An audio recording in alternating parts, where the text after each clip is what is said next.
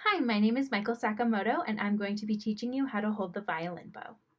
Okay, so to begin, we're going to take our bow in our left hand, remembering not to touch the bow hair. And then with our right thumb, we're going to find this little space that happens in between the frog and the wrap. So there's a space that we're going to put our thumb into. Now we want to make sure that our thumb is nice and curved, and we have what we call a thumb bump. Okay, so now that our thumb is in that spot, and we'd want to make sure that it's not flat but kind of on its side, these two middle fingers are going to wrap and drape down over the frog, which is this part right here with the little eye. Now our pinky is just going to stay with its on the very tip of the finger and prop up on the tippy top of the stick. Our first finger is just going to lay down kind of where it naturally wants to go.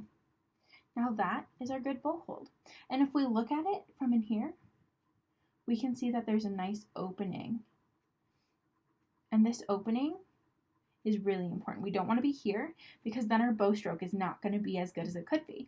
So we open that up so that we have a nice little hole in there.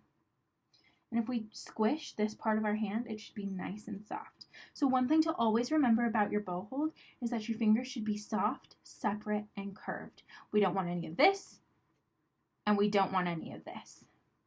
So we have our thumb in that little crook, our two middle fingers soft and curved over the frog, our pinky up on the very tippy top, and our first finger laying down.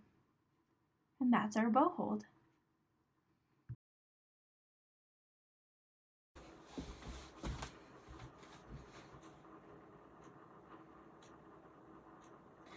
So my first tip is that if you're standing to play and you're having trouble making a bow hold, make it in your belly button.